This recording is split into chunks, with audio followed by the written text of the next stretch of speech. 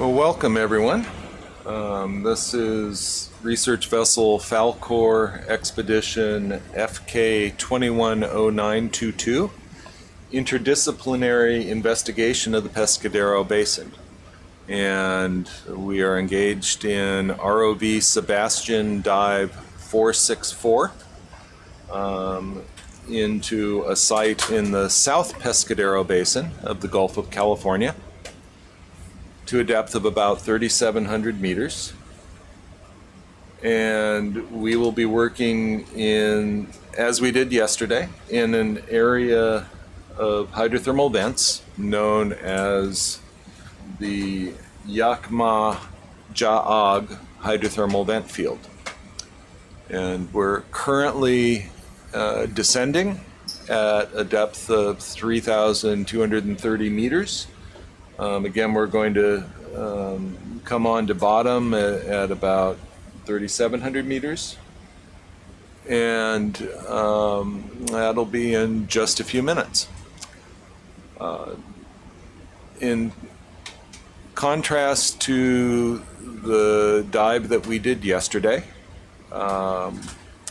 today we're going to be beginning with some hydrothermal vent fluid sampling or water sampling. So the order that we hope we're going to execute things in is we'll drop in on bottom. As before, we're going to come in to in between the two southern main edifices of this vent field. The southernmost is called Wei Kual, or Wei Kual. The center is called Te Uja. And to the north are a pair of large edifices, the sisters, little sister and big sister. Mupt Mapan is the little sister, and Te Mapan is the big sister. And Te Uja, that's the central edifice. We're going to drop in just to the south of that, and that is named in the Quilwa language. That's an indigenous people in Baja California. Means big cave. And we are hoping to be doing some water sampling at two vents that were investigated back in our 2018 expedition. One being known as the Marker 5 vent. We'll probably go there first, and the second being a big cave. A liquid metal cave, a cave that in 2018 had hydrothermal fluid pooling up against the ceiling of the cave. And we're hoping that that's still an active feature and that we will be able to sample that fluid that's pooling up against the ceiling. So we will drop in to the south, then we will come up onto the top of that edifice and try and understand the navigational offset that we have today between our map and the ROV and inertial navigation system navigation that we're getting off of the ROV. Yesterday, we found that there was an offset of 32 meters between our map and the navigation we had on that day, and we offset the map to match that, but we don't know how much of that was error in the ROV and INS navigation and how much was in the background map that we have. So we might find that we're matching more closely, we might not. Every day is a little bit different when it comes to trying to navigate and track a platform or vehicle at these great depths at 3,700 meters. Now, the base map that we are using has bathymetry at a 1 meter scale. This was collected in 2018 using an autonomous underwater vehicle, or AUV, operated by Mbari off of the RV Falkor. And so the way we ran those vehicles 3 years ago, we flew missions at a 50-meter altitude with 150-meter survey line spacing, and using a multi-beam sonar, side-scan sonar, and sub-bottom sonar on that. On those AUVs, we obtain the meter scale bathymetry, and that's what we're using to reference things. We're now at 3,400 meters, so we're pretty close to coming in. We'll start seeing an altitude pretty soon. So then continuing on, we're going to do that water sampling first. It's going to take at least 2 hours. It might take more. Sometimes or often things take longer than you plan or hope for. But it's definitely going to take at least 2 hours to get 2 samples from each of those 2 vents. We use 2 water samplers. One is a large volume, what we call major sampler, that gets water but doesn't keep it under pressure. And that gives us, I think, 750 milliliters of water. And then we also use what are called gas-tight samplers that take about 150 milliliters of water, smaller sample, but keep it under pressure so the gases that are dissolved in the fluids stay in there all the time to when it gets analyzed back onshore in a lab. And so we'll take that 2 hours or so to get those water samples, and then we're going to go into the heat flow measurements as we were doing yesterday, and we will continue collecting heat flow measurements every 50 or 100 meters along profiles across the vent field. And so every one of those measurements involves bringing the ROV to the desired location, setting the ROV down on bottom, checking to see if the seafloor is soft enough to insert a probe 60 centimeters in. We check for that by actually taking a long rod with a manipulator and pushing it into the bottom and seeing if it's soft or not. And then the heat flow probe itself is mounted to the side of the ROV on a hydraulic ram, and using that ram, we insert it into the seafloor. The probe has a string of, I think, 5 thermistors. We push all of those into the subsurface, into the sediments, and they measure the temperatures at different depths, along that 60 centimeter probe. And that measures for us the thermal gradient. Thermal gradient, if you know the thermal conductivity of the material that you're in, allows you to calculate the heat flux, the thermal transfer by conduction of heat out of the seafloor. And so we know here at a vent field that we've got fluids coming up. Those fluids are bringing heat directly into the water column at the vents, but they're also heating up the subsurface, and so some of the heat is coming out via conduction. And the nature of how much heat is coming out via conduction and how fast that decays away to background levels as you move away from the vent field tells us a lot about what's going on in the subsurface. Another aspect of this is that we are very deliberately orienting these heat flow transects along the track lines run by the AUVs 3 years ago. And that's because we also collected, in addition to bathymetry, we collected sub-bottom profiles. A sub-bottom profiler is a sonar that operates at a lower frequency than the multi-beam that gives you the bathymetry.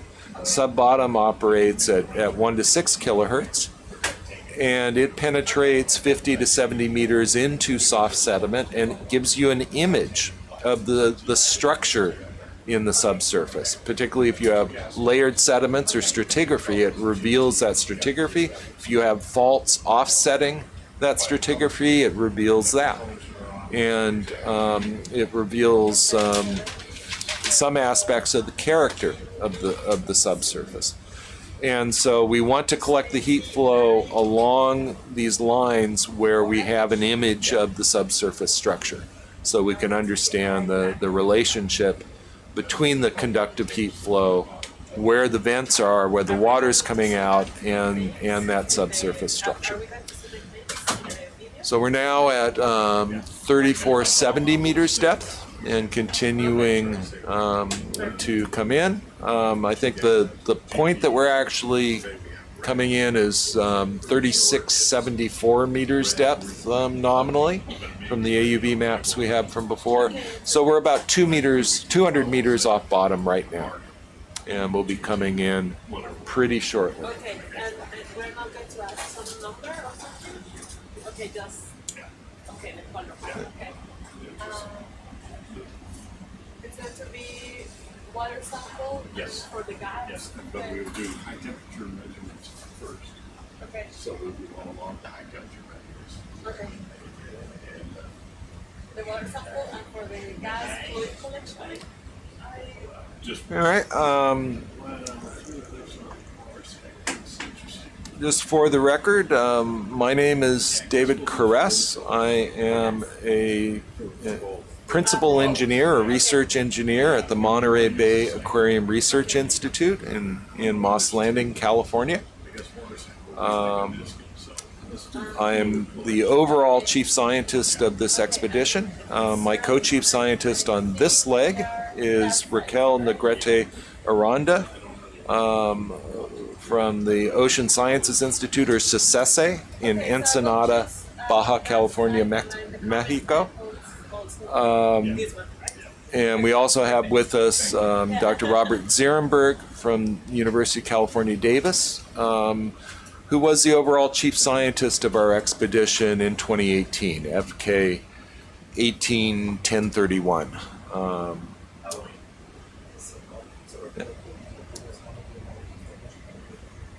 And so my specialty is seafloor mapping, and so that's why I was so involved in the AUV mapping and ROV based mapping that we did in 2018.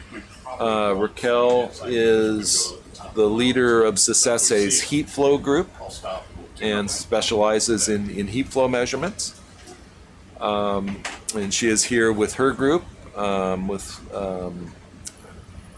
a research scientist, Florian Newman, and students from CICESE and from UABC, the university in Ensenada, Baja California, Mexico. And so we are here on leg 2. Leg 1 was largely devoted to mapping the rifting basins of the southern Gulf of California with the ship's multi-beam. That was led by Ron Spells of the UABC, the university in Ensenada, and his students. Ron did get one ROV dive in on the summit of a faulted block not too far offshore of La Paz. And then this leg 2, is largely devoted to the heat flow measurements around this vent field, the JaichMaa Jaag vent field. We are also doing as much water sampling as we can with Dr. Zierenberg, or Z, as we'll refer to him most of the day today.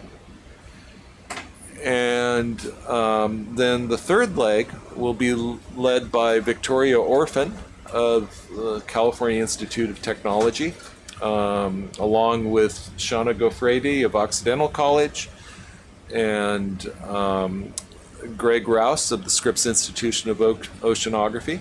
And they will be focusing on biology and microbiology. So Greg and Shauna are biologists that look at a variety of animal types. Greg really specializes in invertebrates. Shauna really specializes in animals that have a capability of hosting chemosynthetic symbionts, which is important in environments like hydrothermal vents like we have here, or also hydrocarbon seeps and gas seeps, methane gas seeps. And Victoria and her group are microbiologists, and so they're very interested in all of the microbes that are so important in the benthic communities here at these vent fields. That includes really obvious microbes that make up some of the beautiful bacterial mats that we see in various colors and textures, particularly in the diffuse venting areas around the main vents. And also the microbes that you can't see so obviously, that permeate through both the water and the fluids coming out of the vents and in the subsurface. And so working together, that biology and microbiology team is really working on the totality of the ecosystem that develops around these hydrothermal vent systems. So we're now at a depth of 3,610 meters, and we're showing an altitude of about 70 meters. So it's working out pretty much as we expected. And looks like we think we're dropping in on the east side of the edifice called Te Uja. We're not low enough or at a low enough altitude to see the bottom in the scanning sonar that we have here in the control room, but that's going to happen in the next couple of minutes.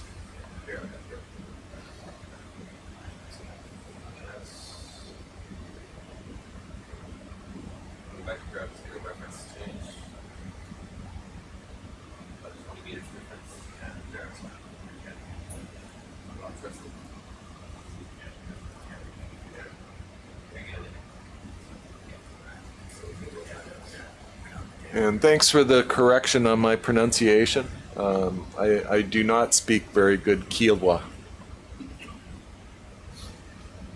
but I do the best I can.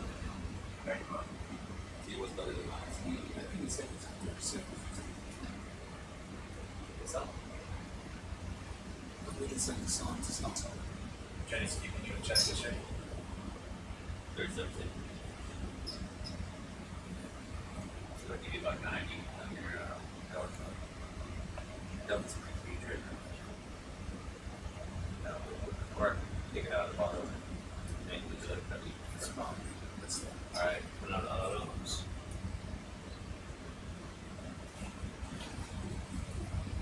Let's finish it. Put it farther down.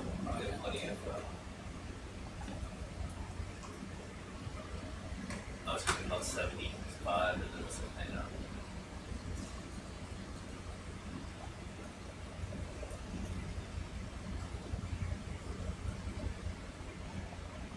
All right, we're at about an altitude of 55 or so meters and preparing to drop in.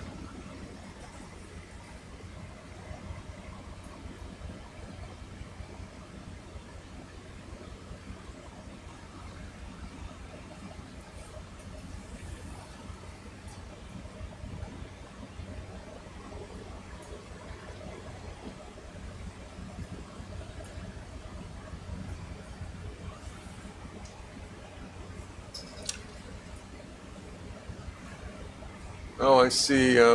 John is showing a visualization of the Gulf of California and the shipboard multi-beam data that we have here. This is a combination of data that has been collected on this ship in 2018 and during this expedition, and also multi-beam data that's been collected in the past by other ships equipped with those sonars.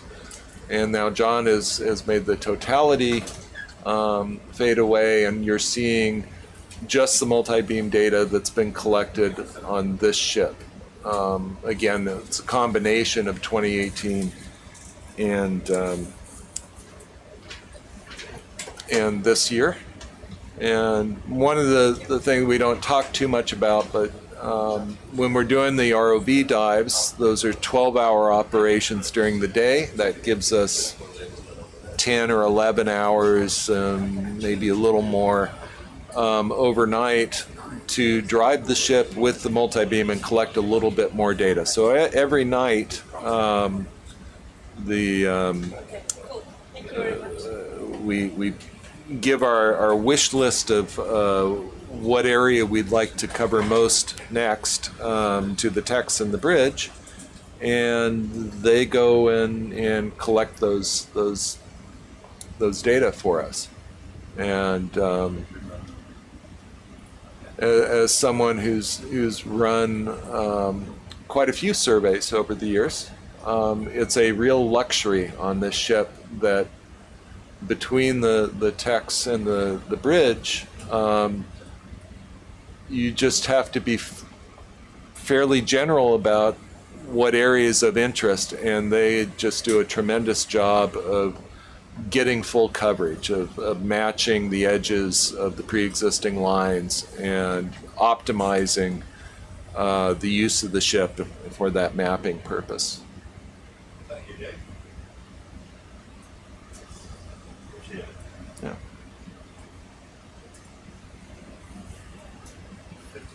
16 meters to go. Yeah, so we're now at a 15-meter altitude.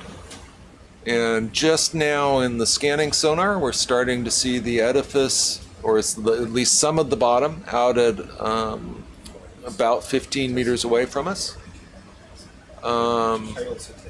We are looking at a bearing of 285 degrees. So we're looking east-northeast, and it kind of looks like it's where we expect it to be. Do you agree with that, Z? It's always surprising to me when something works. But that's looking pretty good. Yeah. I like it. Yeah, it seems pretty centered right where we were hoping.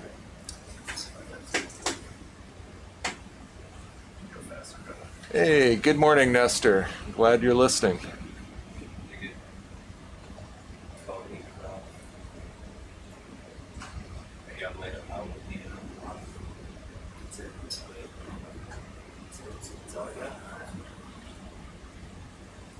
Okay, so as we, so that is about 13 meters away.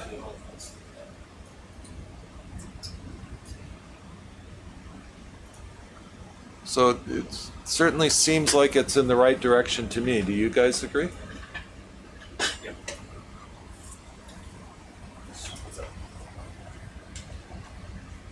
Start to see bottom.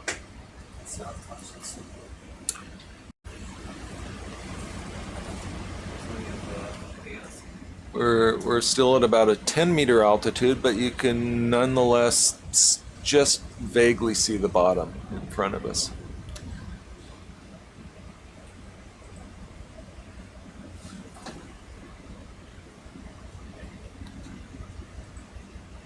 So what you're starting to see come into view there are blocks of talus.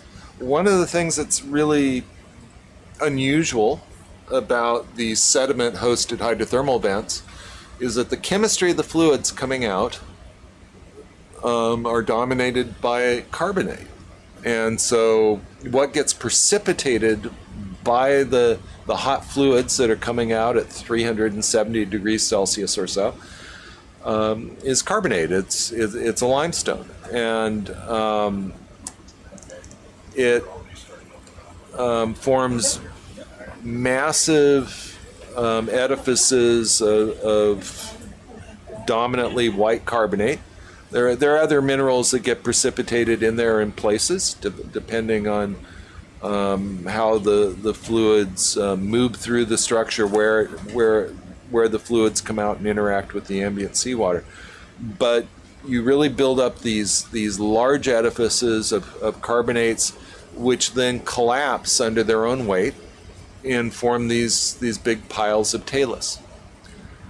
And that's in contrast to hydrothermal events driven by basaltic volcanism, where the basalt, where the fluids are moving entirely through basalt, through the volcanics.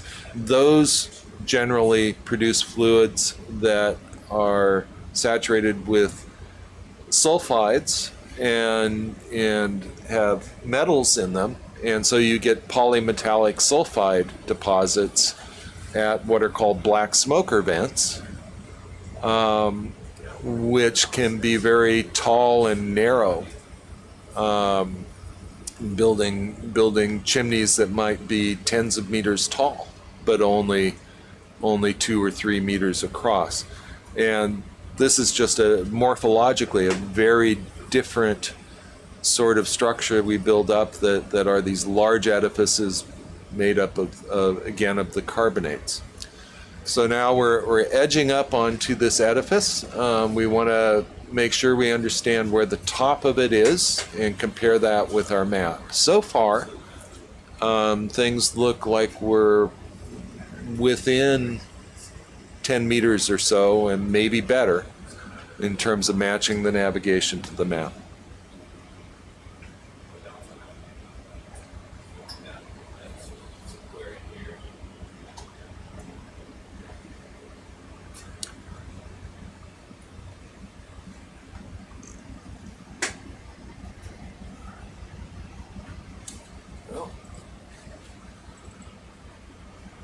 I'm being asked to manipulate the camera. Is that okay, or is that not? Just 1 second, we're going to do a white balance, and then you can Okay.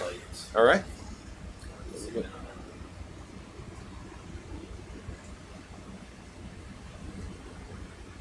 ready? So we have an anemone there hanging downward. You can see some of the abandoned tube worm tunnels.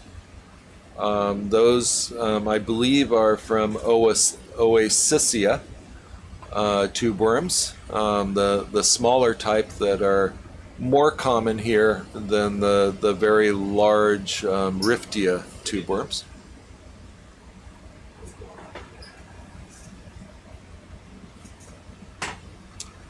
We're having a little issue with our lighting.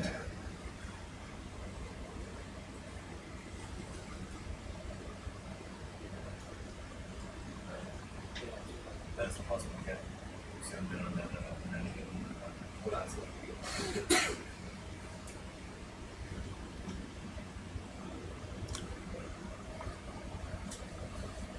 So Z, as we go into the water sampling, do you want to be here, or No, I want to be there, please. okay? Do you want to go ahead and transition now? Sure, at that time. Okay. So because we're going to get into the water sampling, Dr. Z is going to take over here and guide things. Sit on that. Ready?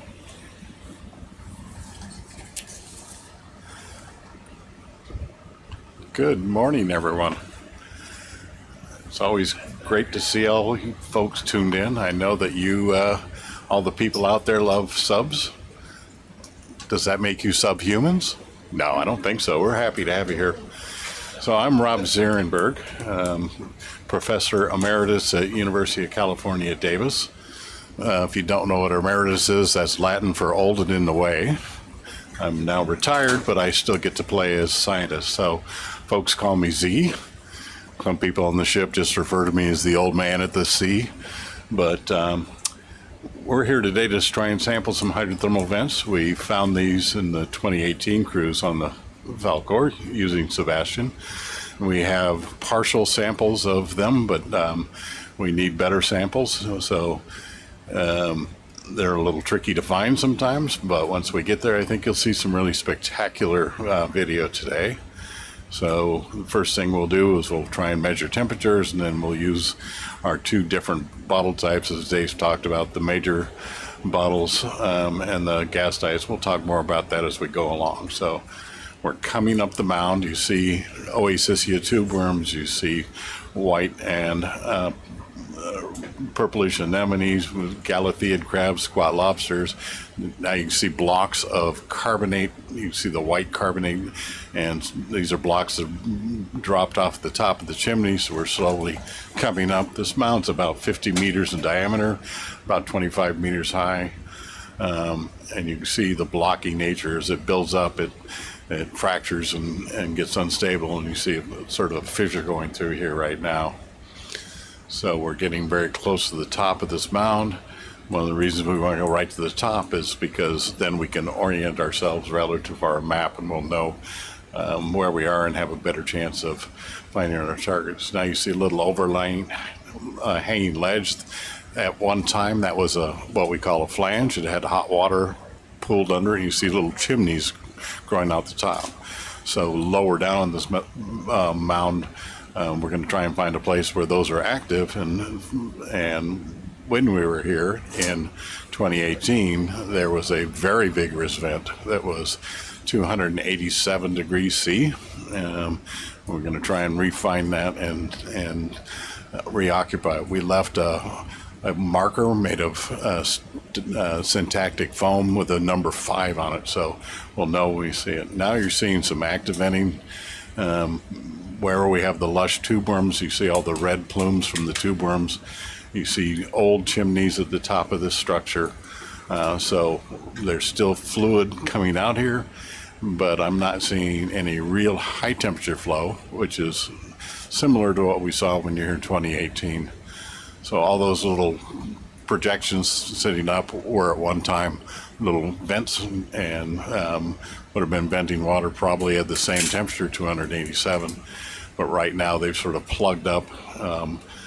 As water flows through these mounds, the flow paths change. They're really kind of dynamic, and so the fluid flow is always changing. Chimneys grow, they fall down.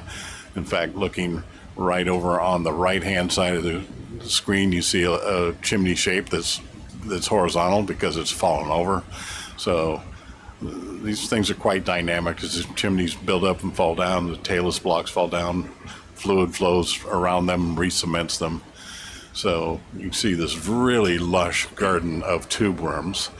Everything I see right now is Oasisia, these smaller tube worms with the red plumes. We may see some riftia here, but they're usually just 1 or 2 individuals in the field, and if I see one, we'll try and point them out. Yes? Sorry. I just want to, in evaluating the navigation, I think we're about as close on as we could be. Does everyone agree with that assessment, that we're pretty good on the map? Yeah, pretty good, yeah. That's your heading right there. I think 236. You know, I'd say we're better than 5 meters for sure. Yeah, pretty close. Okay, so Florian, that means, you know, the lines that we have on there are going to be good. Those correspond to the sub-bottom profiles. Okay. So Good. okay. So sorry, Z. I just wanted to. No, that's great. I agree. Settled down. Yeah. So what I'd like to do now that we're located, can we swing around so that the heading is basically due south, and then back down the mound on the north side, so that we're headed south but backing down, looking at the north side of the mountain. Okay, so now we're going to where we think the chimneys are. Deep sea navigation is a tricky business, so hopefully if things are the way we think they are, we will come right down and see this chimney. If you want to jump or make decisions to go elsewhere, you can see where you're going. So all the red plumes are red because these tube worms have a hemoglobin in them, just like we do. And the way they live, they're what do we call chemos? They're hydrothermally obligate critters. They have to live near hot fluid that has dissolved hydrogen sulfide in them. And hydrogen sulfide is very toxic to folks like us and even other critters. But bacteria, some bacteria, can metabolize hydrogen sulfide, basically burn it with oxygen to make energy. So they burn hydrogen sulfide to sulfate by combining it with oxygen. So what these tube worms do is in their interior, they've got a big bag of bacteria. It's kind of a internal factory farm for them.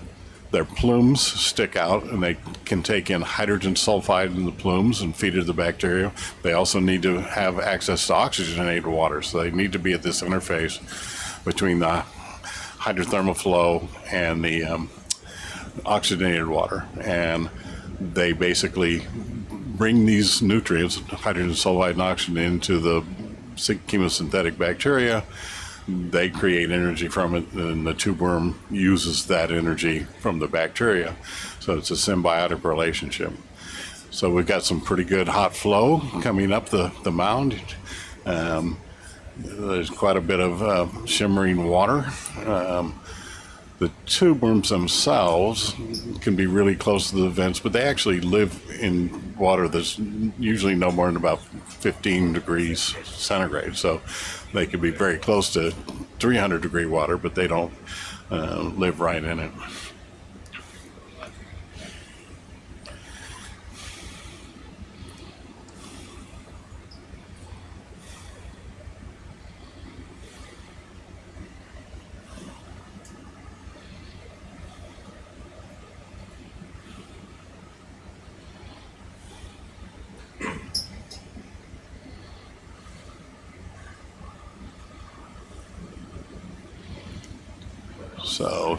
So far things look very similar to what I remember seeing when we were here 3 years ago, but my memory is not what it used to be, and it didn't used to be very good either. So Yeah, I'm gonna invest in the lights for just a second so we get a better light situation.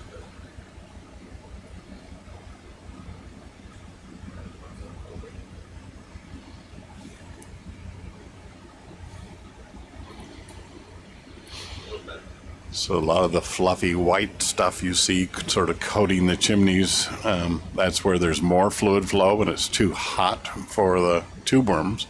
But bacteria can live there, so that fluffy, flocculent white stuff is bacterial mat that is growing where there's a little more flow and a little hotter. You can see just the density of tube worms. There's thousands and thousands of tube worms. This is one of the densest in terms of the number of creatures per square meter. I've never seen anything that rivals this vent field for just the density of life in these tube worm clusters. Later, when the biologists are aboard, we'll be working very closely. And when we zoom in on this, you see there's lots of other creatures, smaller ones, living in with them.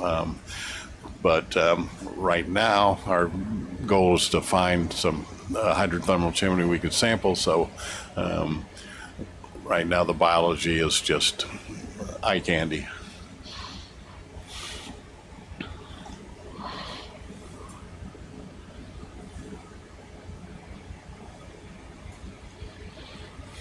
Alright, keep coming down to. Yeah, what's our depth here? Let's see.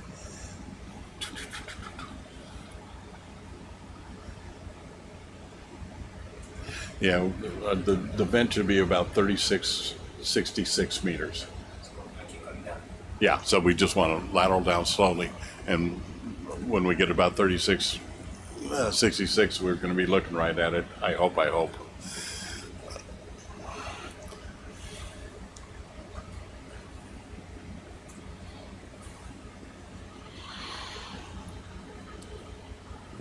Getting a nicer view of some of these tube worms. You see that they range from sort of bright red to orange. We think that the bright red ones are brighter red because they're getting more oxygen, and that makes the hemoglobin redder. When they've got more hydrogen sulfide, they have less oxygen, so the color changes a bit to orange. You can see there's an overhanging ledge here that was an active flange that had hot water pooled underneath it, but right now there's not as vigorous flow here. You see broken pieces of slabs of flange that have fallen down. Right in the middle of the screen, you see a big tube. That's a riftia tube. I don't see a live plume out of it, but that was one of the bigger riftias. The riftias here are about the same diameter as what you see in these Pacific Rise, but they tend to be shorter, only about 30 centimeters. And some of the ones of these Pacific Rise get 2 meters or even longer. But there's another riftia tube just next to it. Either they're retracted, but to me they look like those are dead riftia tubes. Now you see more slabs of the carbonate, and as we are backing down the mound, we're looking for an area of very active fluid flow.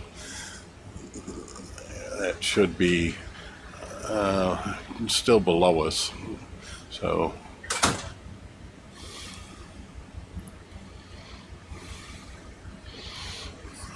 in this part of the mound, there's not as much fluid leaking out, almost none, so we're not seeing the tube worms. Again, they have to be where there's hot flow. There's another squat lobster or Galatheid crab, some very small shrimp you might see.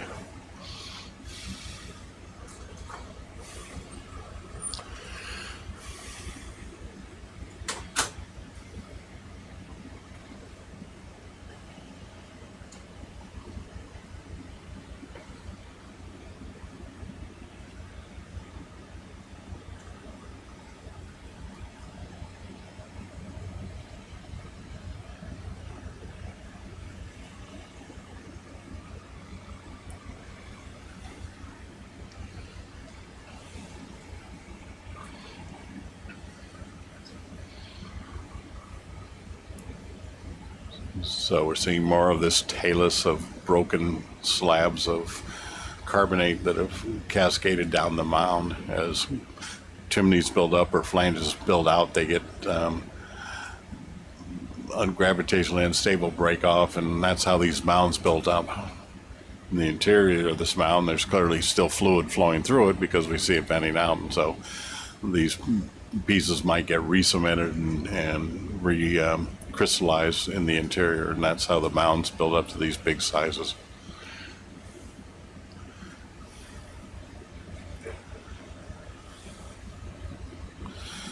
So we should be about 10 meters above the base of this chimney. Hopefully as we slide down, we're going to have it come into view, but we may have to lateral back and forth across the mound to find it. But I like exactly what we're doing, Ben. It looks very good. So Ben is flying the sub right now.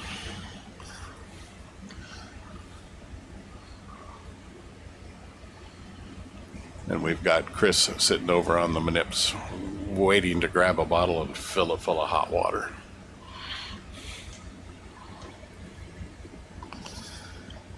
There's a fish.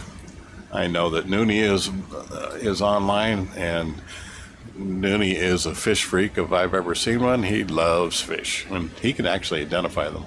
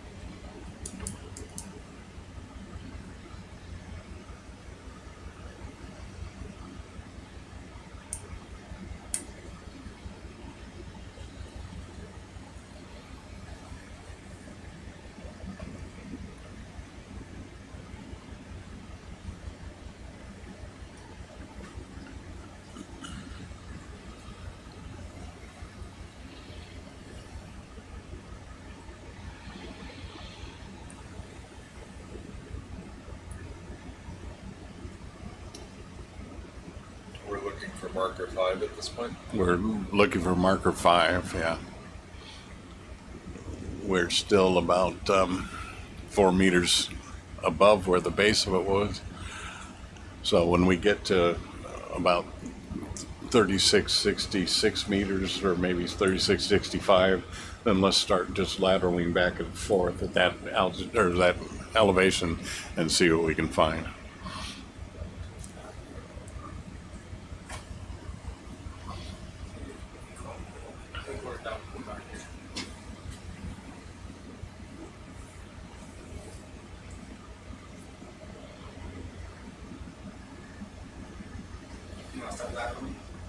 Yeah, so start to your right. Looks like maybe some carnivorous sponges, those long straight things sticking out. Remember, I'm a geochemist. Anything I say about biology, you should definitely take with a grain of salt.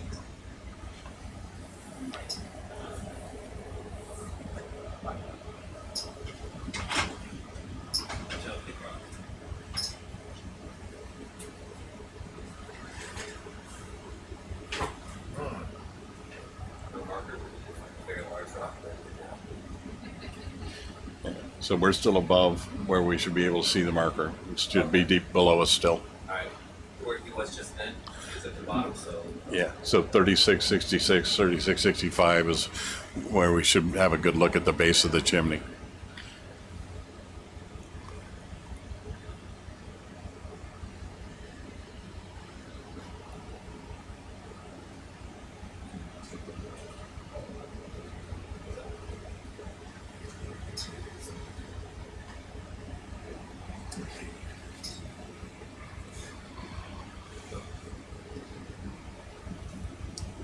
I think I'm gonna go ahead and get lunch and come back. Yeah, I'm not gonna eat lunch today. Yeah, I Thanks. figured go through. She's doing marks and she's We've been talking. Alright, 66. Yeah. There's some fish for you, Noonie. Down to 36, 67, just up a little bit around that. might be guys. Yeah, so now let's just start lateraling around and look for active hydrothermal flow, which we'll see, a lot of white mat and shimmering water. But for all the things for the water samples and stuff, I only choose sample storage, and there are like many options, so only you can start. Yeah. But it's the first time you'll get distracted and I don't know, but then you can. Next bridge, ROV estimated down at about 50 meters. ROV bridge is down. Boy, look.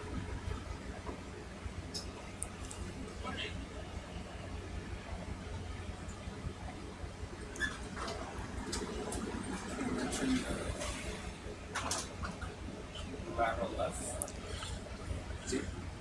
Yeah, let's lateral left.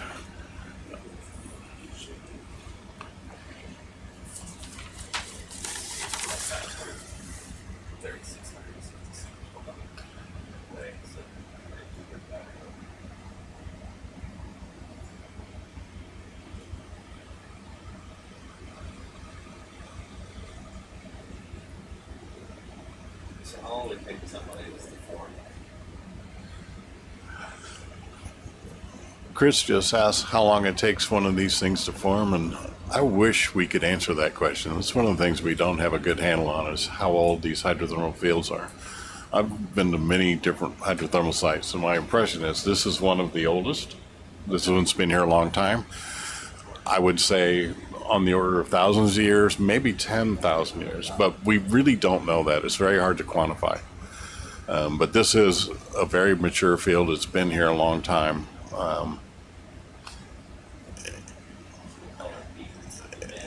But that's a question we'd love to be able to answer.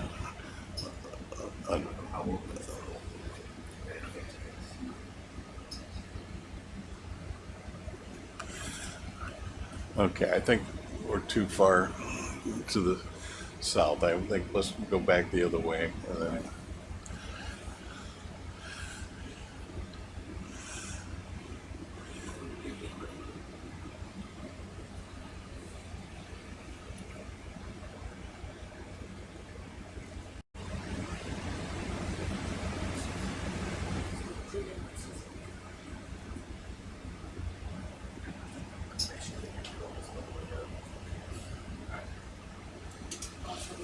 you can see very large Tejas blocks. These are 2-3 meter big blocks, so big chunks have been breaking off the mound and falling down.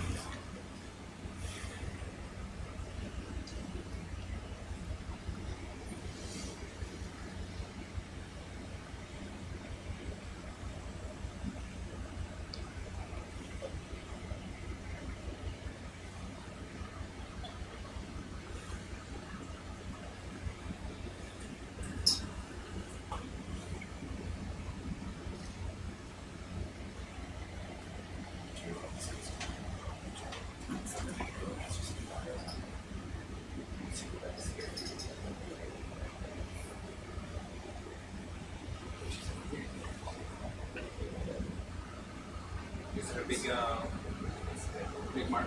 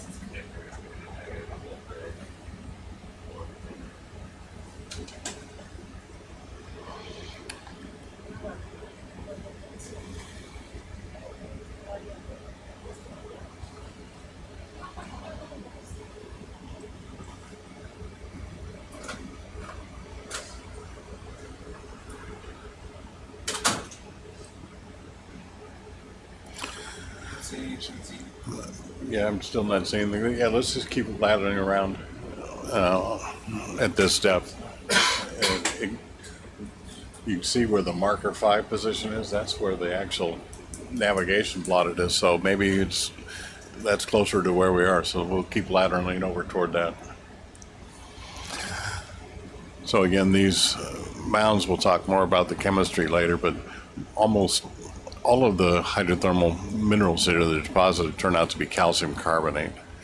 The vent fluids here have a pretty high pH, and that's because they've interacted with sediment, and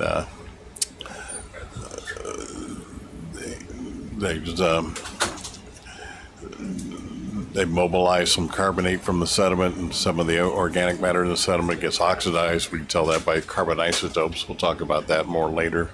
But almost all the mound is made up of calcium carbonate. When we get to the active chimneys, then because the hot fluid is mixing with seawater, the hot fluid has a lot of calcium, the seawater has a lot of sulfate, then the active chimneys have a leading edge of anhydrite mixed with carbonate, then they get replaced with calcium carbonate.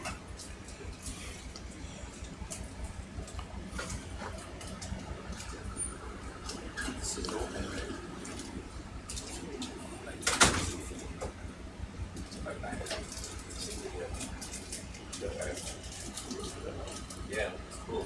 Chase that about The markers at 366, right? Yeah. It's open behind me. It's big flat. What do you want to do? Just keep going. Yeah, just keep laddering around. Yeah.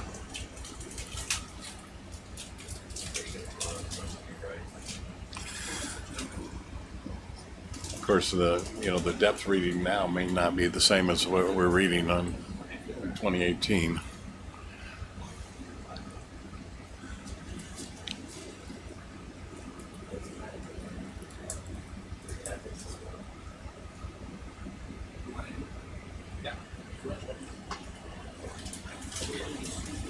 Yeah, we're just going around looking for a marker. Yeah, so marker is about 365, 366. Okay, but Physical Okay. marker? yeah. Yeah. So our depth in 2018 was 3666, but I'm not sure we're reading the same depth. So Was it in a rocky area or in a flat area? it was a rocky area. You were here, man. You remember? You were here. You don't remember? And we're still offset a little bit. No, it's pretty accurate. It's Yeah, on top. we went right on the top, and we were pretty much dead on. But you see where marker 5 is flying. I thought it would have been up north, but it may be that it's really over here, and I missed warning. So let's lateral all the way over there. Just on the same page. You want to just keep Yeah, just keep lateral laddering around about this depth. and then towards marker 5. Yeah.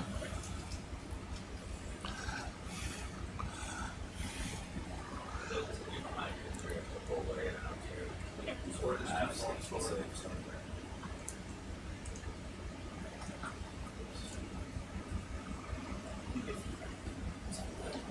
lower. JaichMaa. That's all. That's all. This way.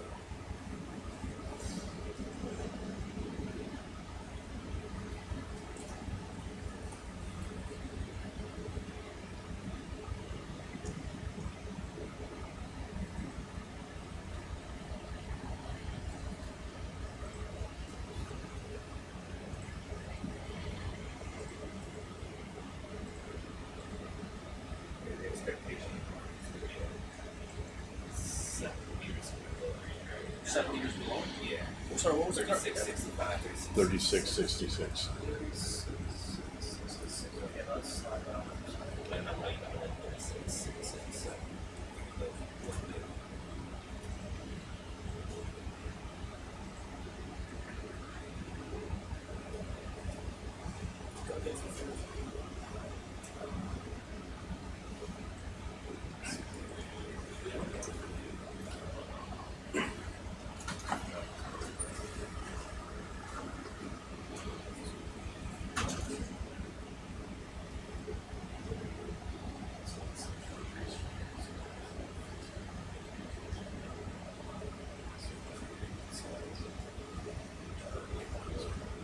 Okay, so we're right midline.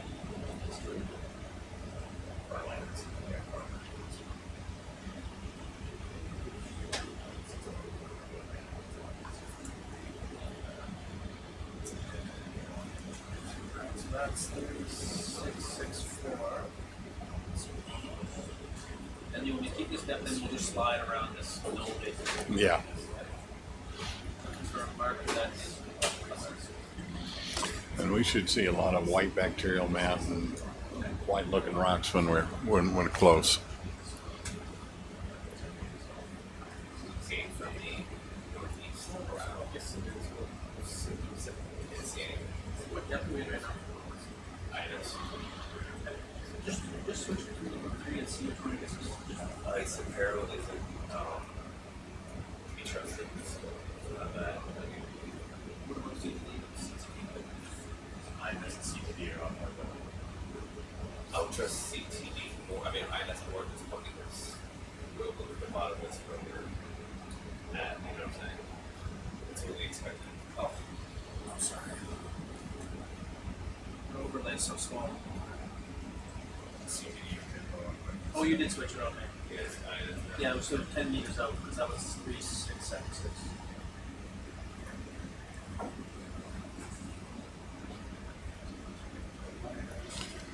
Okay, so we're still searching for our vent.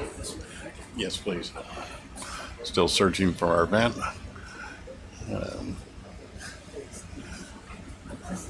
Navigation in the deep sea is always an issue, and the deeper you are, the more difficult it is. And we're at 3,700 meters almost, so we navigate by sending acoustic signals, but the further those signals have to travel, the bigger the potential error. So, and there is no GPS on the bottom of the ocean. 3666. Yeah, come back.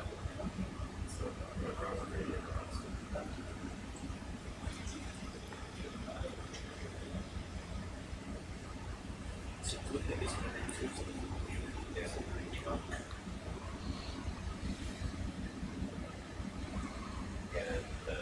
CTV has to control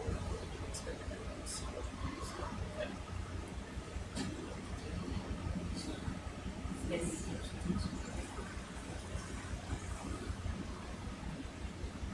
let's get down to data.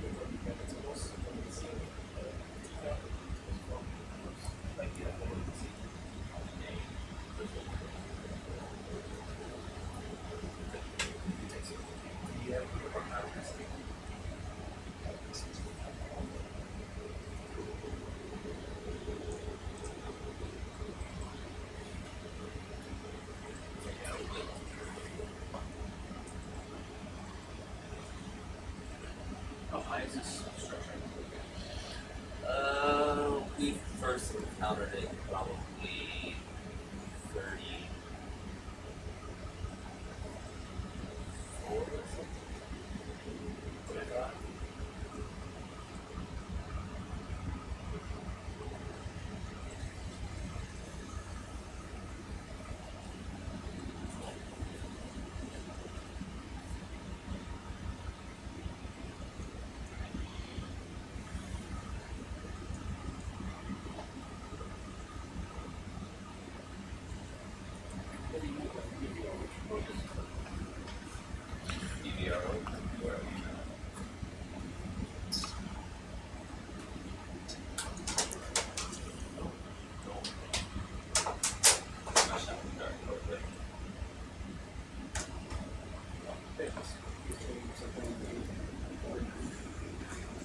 So I'm thinking that our telemeter is reading differently than it was when we were here before.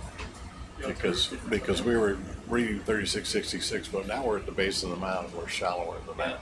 So, This marker 5, is that something you're thinking is? well, that is the lat long position. Okay.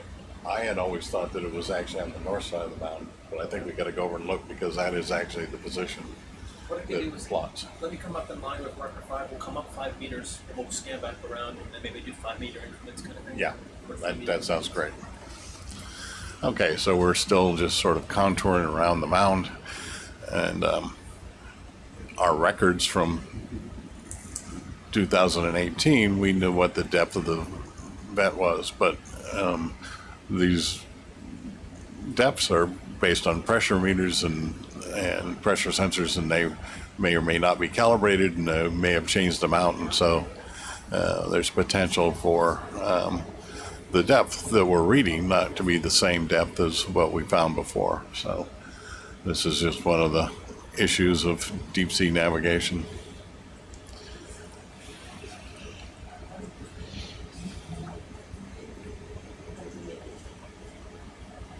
Okay, so this is me coming up here towards the marker. Do you recognize any of this features? We got some fallen chimneys here. We're starting to get tube worms. Yeah, this looks like the right kind of area that would be below it, but Okay, so I've come up about 8 meters.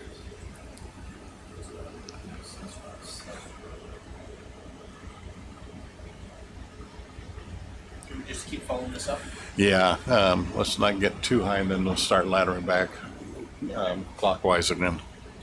But yeah, this is fresher talus. It's broken off more recently, so more recent. That cavity right there looks familiar. Those chimneys.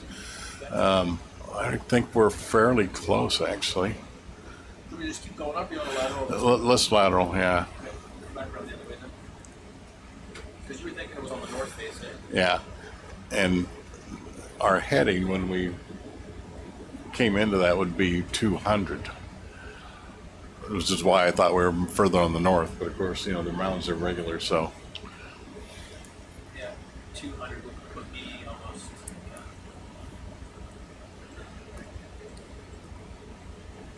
So we're seeing talus here, but it's younger looking talus. It's whiter. It's got less sediment on it. So it was hydrothermally active more recently. So I think our depths have changed. The you know, the depth we're reading now is not the same as the richer depth we were reading before. Because when we were laddering the depth, we were on the edge of the mound. Okay, so you think that I think that our present depths are shallower than what we were reading in 2018. okay. Is what I think. Well, if you're talking about what was recorded as the ROV depth, yeah, Yes. that was actually wrong. They had an error. Oh well, no, that was on the video, but the positions that we were recording were closer to this. Oh, I see. Yeah, Okay. yeah. Yeah. Okay, now we're coming into an area that looks more active. I think we're getting close here. Yeah, I'm starting to see some chimneys and things. I think we're right in the area. Might be just above us. There's a cave feature. Do you recognize that cave feature? No, it's not the cave, and I don't recognize that. But Yeah, I'll just. I think the cave might be actually just below us now. I think this is where we came down earlier. This is the track line from then. I'm facing about well over 200 now. Yeah, I'm thinking the cave might be right down there, and I think maybe the vents are just right up here, a little shallower. Which way would you like to go? So let's go back to the right. It looked like we were just on the base of the sort of flow zone, I think.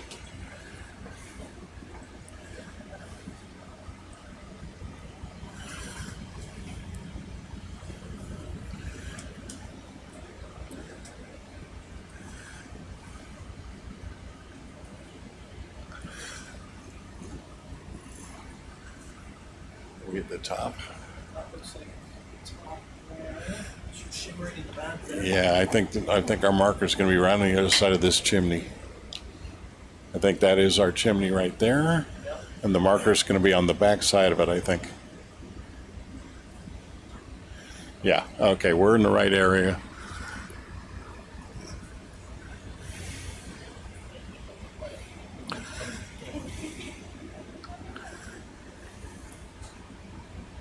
Was this the marker that we left in? Yes, it's a syntactic foam block that would be kind of shadowed from the chimney. Yeah, I think we were definitely in the right area. Just search around in here.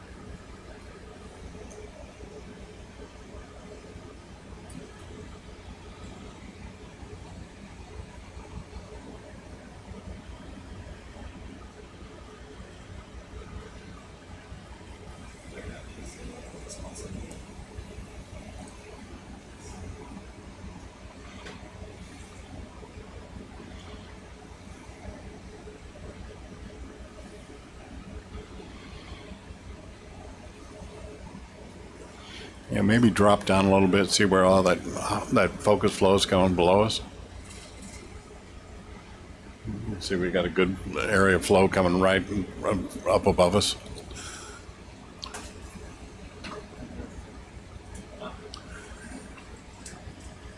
And there's a little flange with fluid ponded underneath it. It's a bigger flange. Okay. Yeah, let's keep going to the right and then come back up this. We are right in the area, so even if we don't find the marker, we've got good hot flow. We'll try and find a good vent we can sample here regardless. Flow on the left, this sample, you talk about how it collects underneath and it's the mirror. Yeah. On the left one there.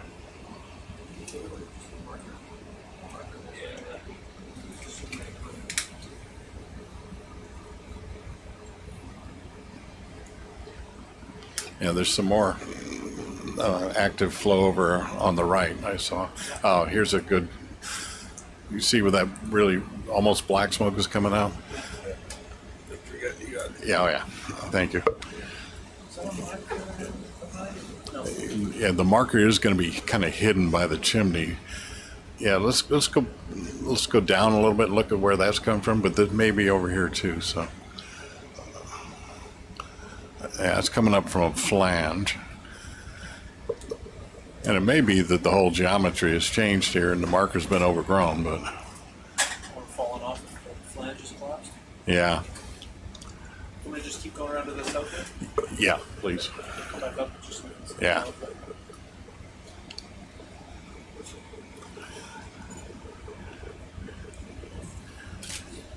Yeah, it looks like we might be able to set up there and sample if we don't find the marker. That chimney, underneath, right? yeah. Well, no, actually, there's one chimney I think that we could set up and get the chimney. We'll go under the flange if we have to, but going under is not ideal. Yeah, let's just go all the way around so we see the edge of this and make sure we got it covered. But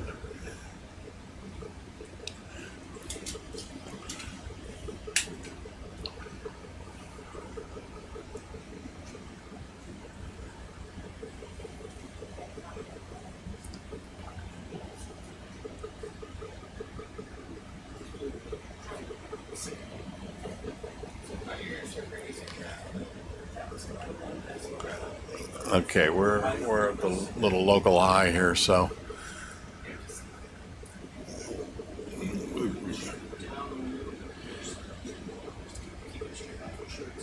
It's fine. We're actually on the south side now. I know. About right here. And then we get all that area. It's on the backside. Or even just kind of halfway to where you said, just down a little bit somewhere, a little bit north of here. In there, just- I'll just give us a look straight down, we can see if Okay. any markers that flew over it. Yeah. You already flew over, you said, too, right? You already flew over it, you said. Down. Yeah, I think maybe around the backside of there too. Okay.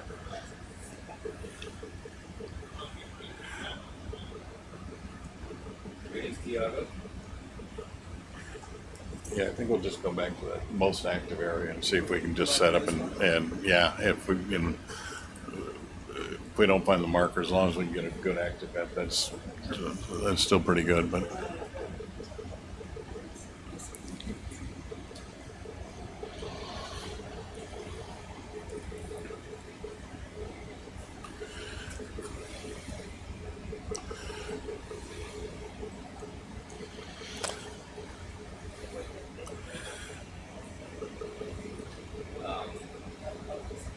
Yeah, and then which way we go? He says going left now.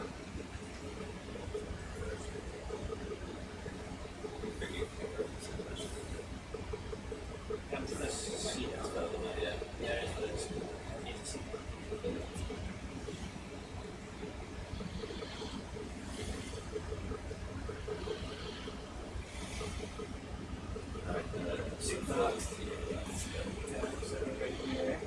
yeah, this looks like about the right area, but I just I'm not finding the marker, but that's okay.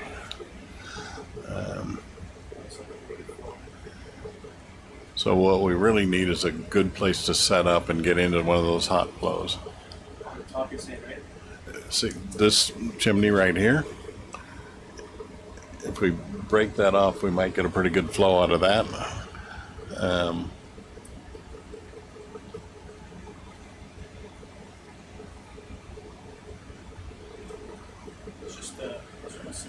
So we'll see any, this is a setup here.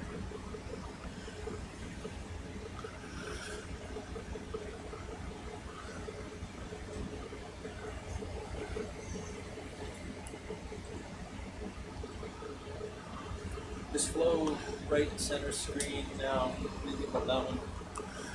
So I might give it a perch on that left, right there. See where this is active, we break that off. I think we might get focus flow out of that. Okay. Yeah, I'd really not do a flange sample if we don't have to, because we can get a much better sample. Let me just keep going left here, see if you see anything else you like to. Yeah.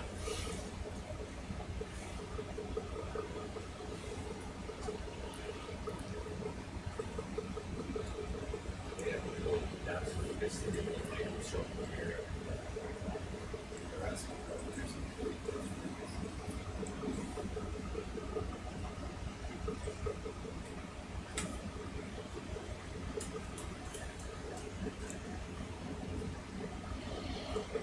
There's a nice flange. You can see hot water pooled up underneath it. You can see like a mirror that's the light reflecting off the change in the refractive index of the velocity of light. And so that's what we call a flange. And that water is probably about 285 or 86 degrees, something like that.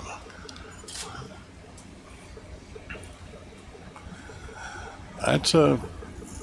Yeah, I don't think there's a good setup on that flange, is there? That's a reasonable sampling spot, Try but that one. I could probably, we have where our cores are, we can get our ram out. And sometimes we can perch on the ram. you don't have too much hot water coming out underneath here. I think the temperature is of that stuff right directly ahead of us there. 285. Right there too, eh? Yeah, it's probably all the same. Yeah, and, you know, it mixes pretty quickly.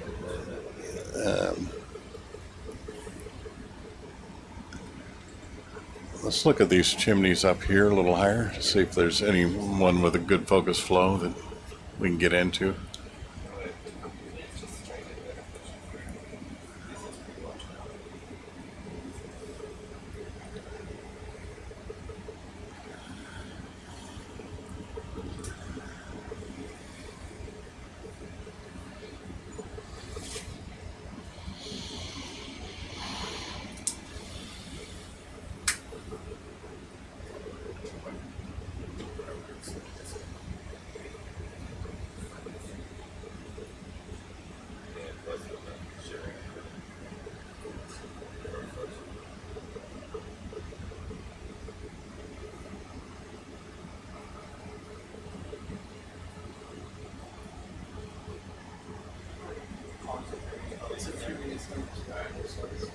Yeah, I think I'll head back the other direction there. Great, Jarrell. Go ahead and See that chimney in the distance there? Yeah, let's look over there. Thanks, sir.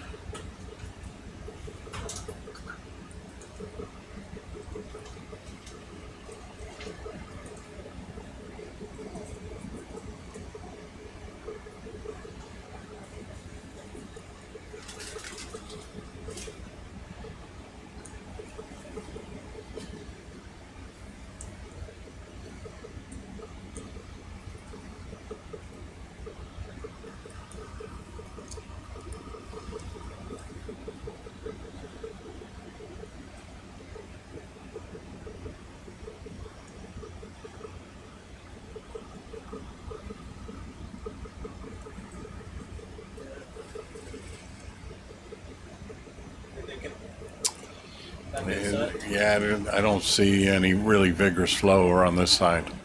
I think we got to go back to the other side, yeah.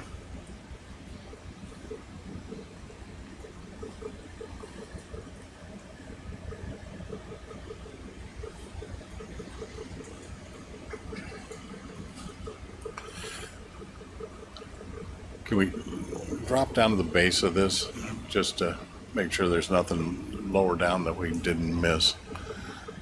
I think it's, you know, I don't think there's anything below us that's active, but just want to make sure.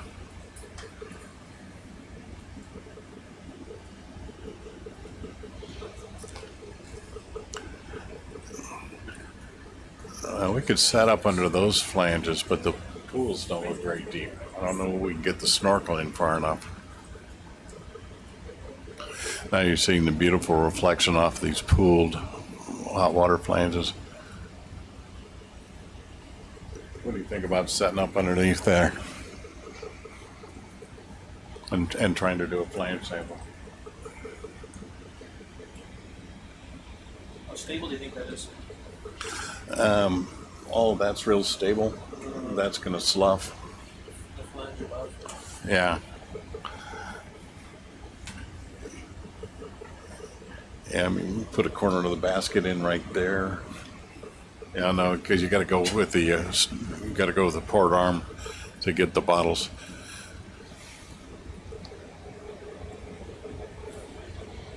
I think it's changed, but Yeah, I think things have changed. I think it's a dynamic place. I don't think our marker may have floated away.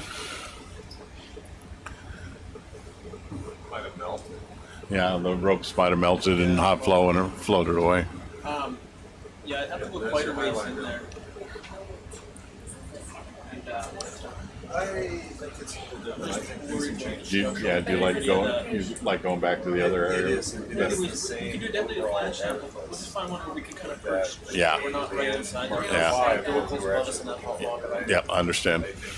Things have fallen and So, although we really want to get a sample here, of course, we don't want to do anything that's going to put the ROV in danger. We've got this hot fluid coming up, and so we have to be careful where we park the sub. And remember, it's attached to the surface with an umbilical, and we certainly don't want to drag that over a hot plume. So, the pilots are always very aware of sort of the situation, keeping us safe. And this is quite different than anything I remember seeing when we were here before. Yeah, I think 'cause I was So thinking it looks either we never saw this side of the mound, or things have completely changed. And I think things have changed. We were here twice at 18, and I don't remember No, something like this. I don't either.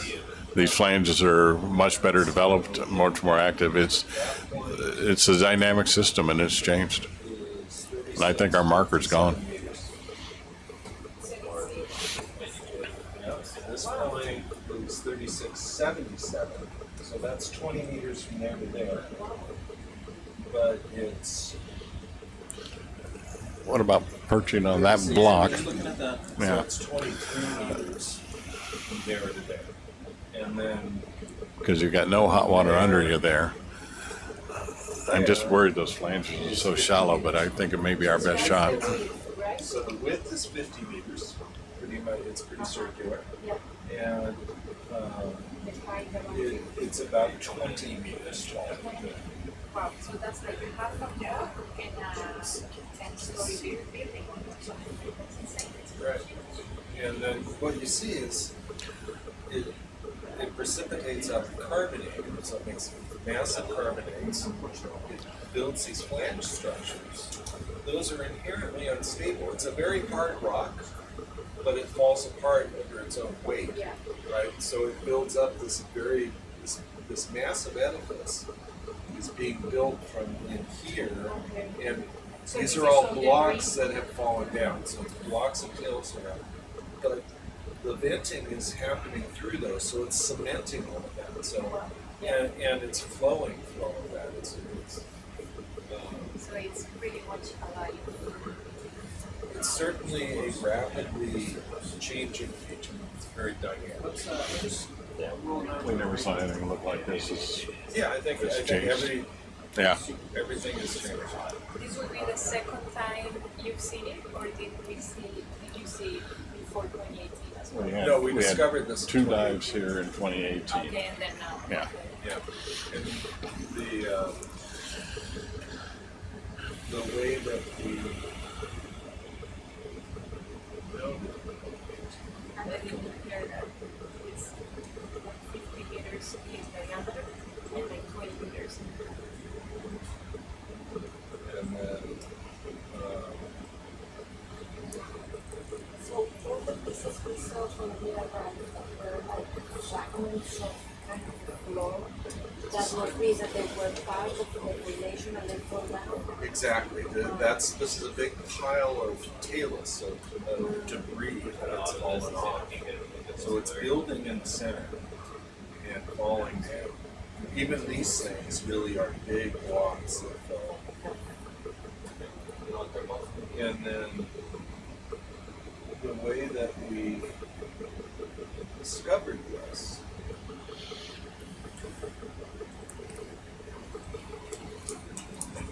You can try and set here. I think this is pretty good. So the first thing I want to do is grab this IT. Yeah, I'm just gonna see if I can get it here first. Yeah, sure. Okay, so we're going to see if we can set the sub here and sample. These are what we call flanges. You see is water comes out of crack. It mixes with seawater and it starts building a little ledge of anhydrite. And then these flanges build out laterally. They grow sideways and they pond the hot water under them. And as you see, as they grow out, they get unstable and they break off, and that's the talus that's making up this mound. So we're going to try and see if we can position ourselves where we can make a temperature measurement and then get water samples up underneath those flanges and get some hot water that way. What's amazing about this is that ponded hot water. We haven't measured the temperature yet, but I'm predicting that it'll be about what we measured before, about 287 degrees centigrade, which is over 500 degrees. It's in contact with 2 degrees seawater, and the interface between the hot temperature and the cold temperature, there's just an incredible temperature gradient over a few millimeters. But because the hot water is hot and expanded and buoyant, it wants to go up, so that's why it ponds underneath this. And the change in the velocity of light or refractive index is what makes this shimmering, and that's what gives us this mirror effect, looking at the bottom of this pool of hot water.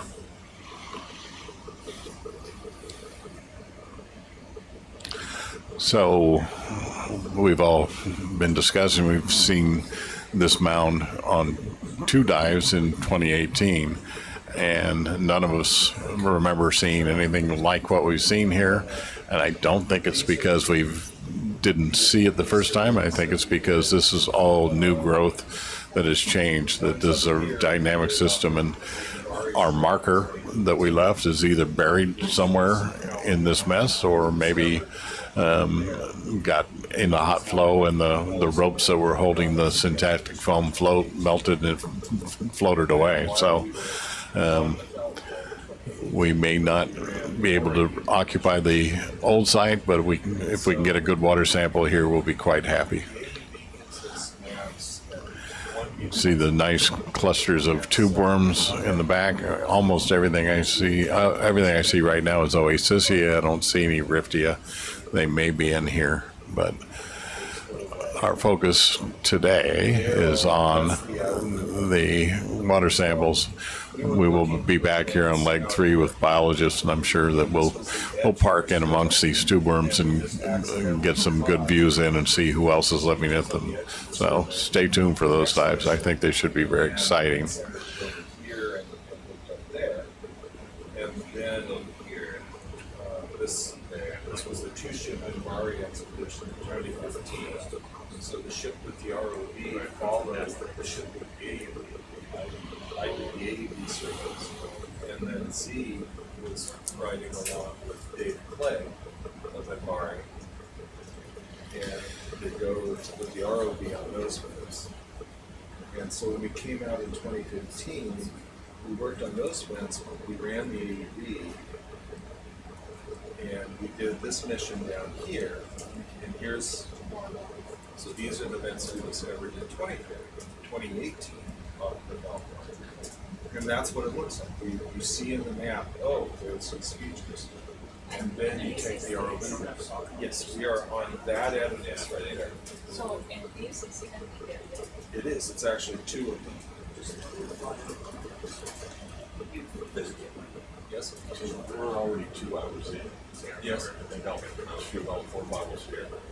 And then we skip the can. So we get to Okay, I wondered because you're going to burn the upward looking major anyway, right? I think we'll be out of here in about an hour and a half. You want to tell the help? Yeah, Florian's right here. Oh, Florian. Florian is right here. Sure, yeah, sorry. So Z is just going to do the one set of samples here. Okay. I'll try to burn all 4 bottles here because we start searching for game. It's going to be more than an hour. So Okay. I'm thinking maybe we can get them all done in an hour. Okay. And then start back over to you Sure. if the things go. Sure. Okay. So one result, Florian, as we've gone around here, things have changed. Okay. So the future's evolved. We're not seeing the same stuff. We're seeing similar structures. The venting is still very good, but it's changed that fast. And so finding the same vent that we had before is problematic. That's what we also see in brightness, right? So those systems are very short. Yeah. So that's where we're at. Okay, so we're not chatting much here because we're trying to get set up, and we want to give the Edifices right next the to each pilots time to do what they need to do. So the pilots have just picked up the high temperature heat probe in the starboard arm, and we're gonna try and get underneath one of these flanges, put that in there and measure what the temperature of the water is. And if we can find a good place, then we'll try and do water samples underneath one of these flanges. Ideally, we like to sample inside of chimneys that have a nice orifice. We get better samples that way, but you got to take what you can get. This looks like what we're going to get today, and hopefully we'll get good samples from under here. So, my prediction, 287 degrees. We'll see how close we've come there. This is the part of it that we have at resolution. What we've been doing with the ship covers a much larger area, and it's kind of 20 to 50 meter resolutions depth. These basins in the Gulf of California Gotta find a another spot there. Okay. Super. Baja, As soon California. as I sat down. Yep. Yeah. North America. So this site, not a very stable place to put the sub, so we're gonna lateral around and see if we can find a better place where we can set up. And of course, safety of the vehicle is important, so one of the things we don't want to do is be underneath a really big flange that could collapse on the sub, because that could be very bad. This was that you had So you subduction. just make sure the Former Farallon temporal gas line and a This base was on. If we can get a good setup, we're going to do all 4 bottles here Okay.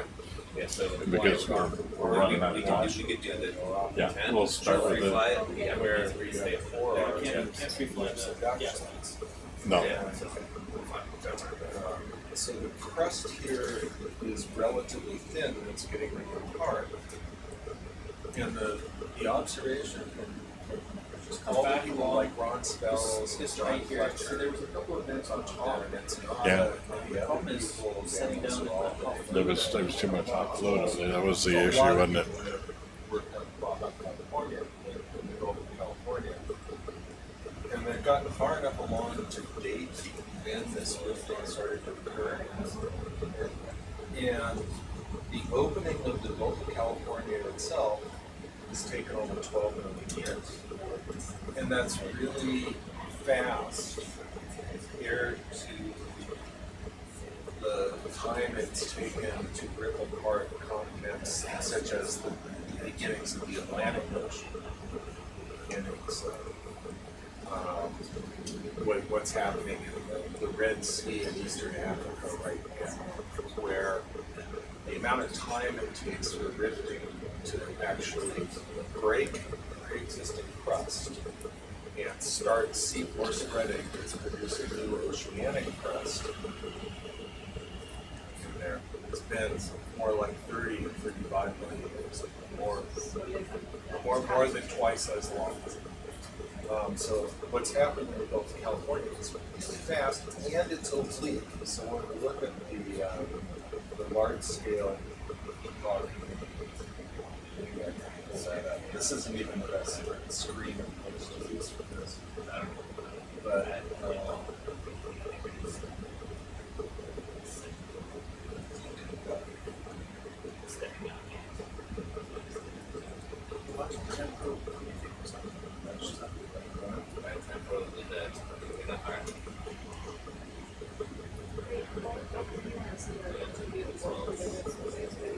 no, I get off. For the next leg, you're not going to be. Right, this is my week on the road. Okay, right. So I will have those before I insert you then. Yeah, Thank you.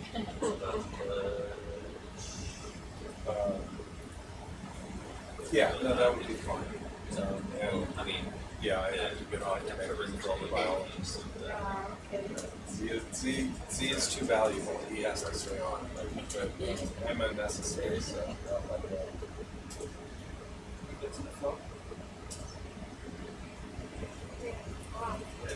Something from the outside.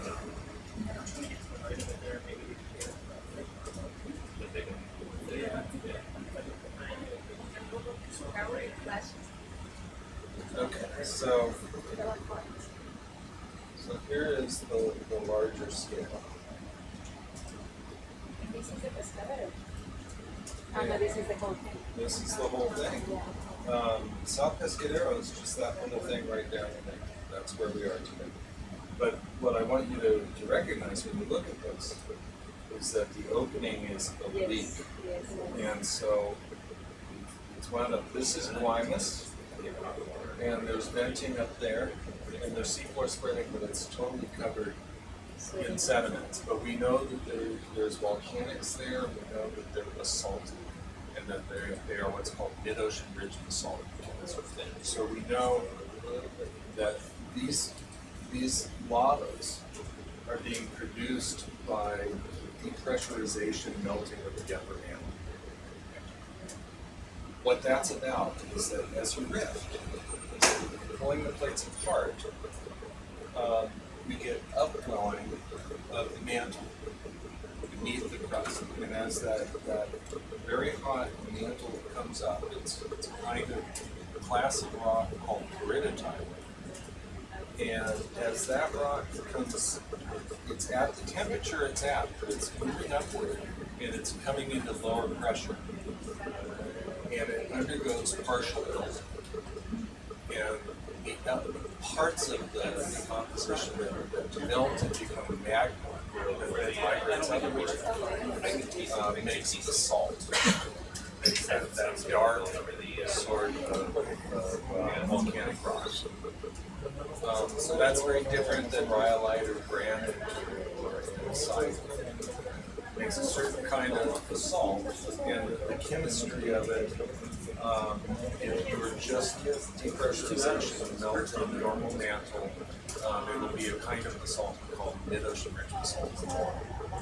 And so when you initiate seafloor spreading, you can really tell because it makes more.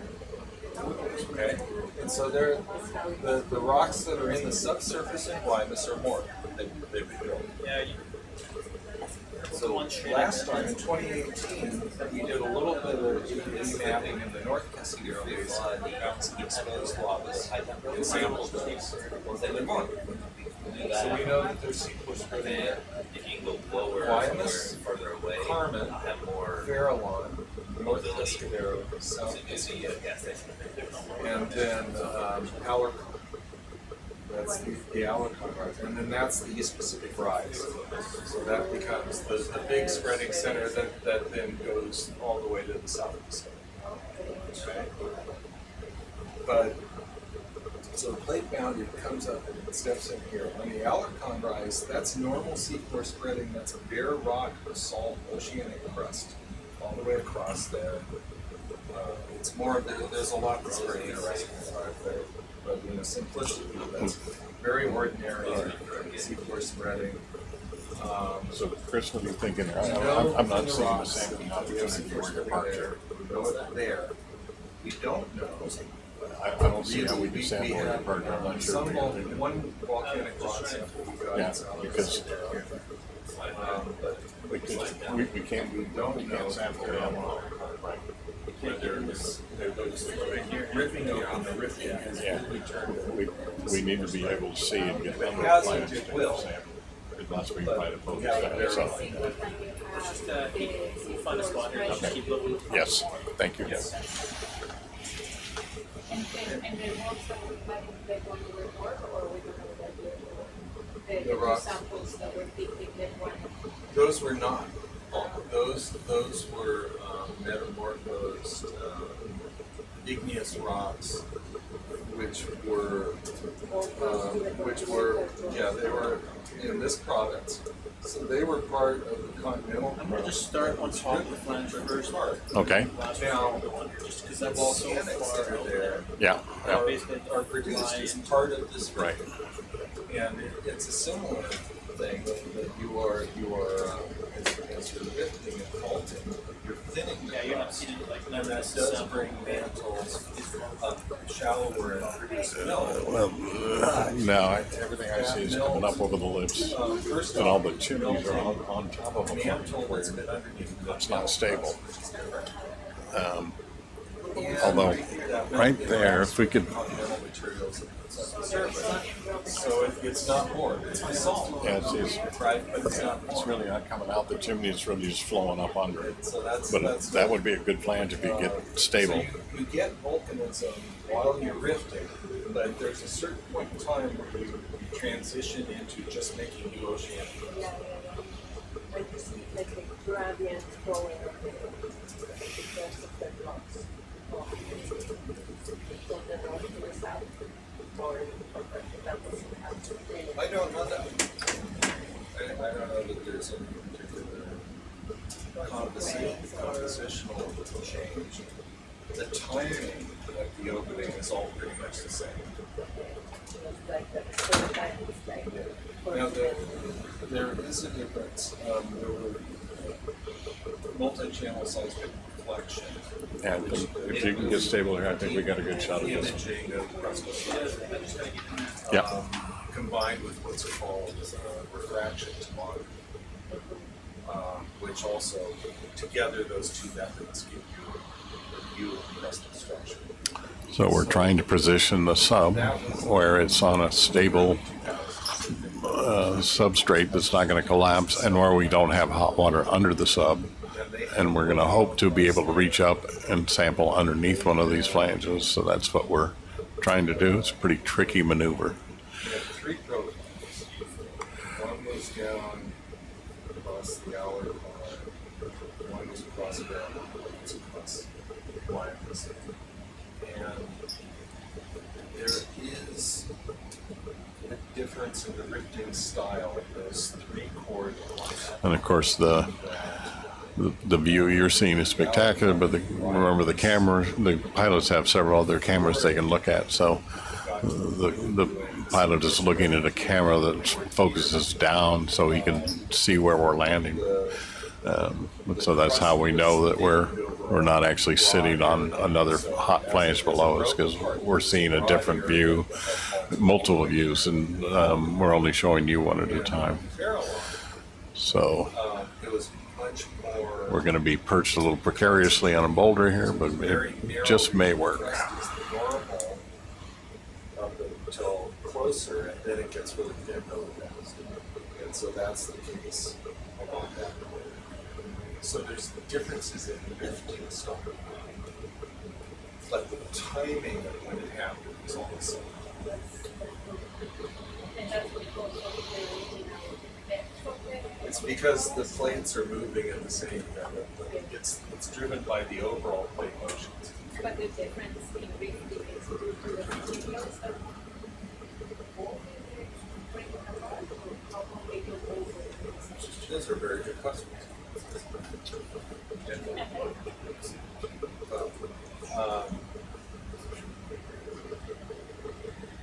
Yeah, I think that was part of the hypothesized explanation for it, but I think that the real answer is it's a little bit unclear what really controls that.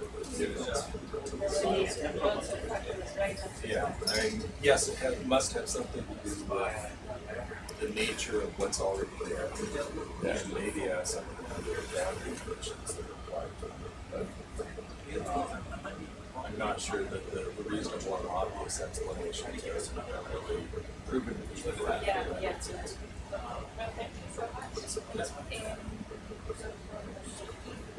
Yeah.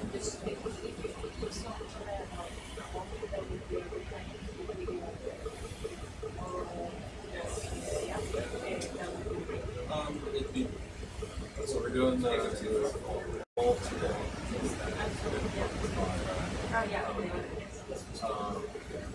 Oh yeah, there's that other. Let's try for tomorrow. It's better to achieve it.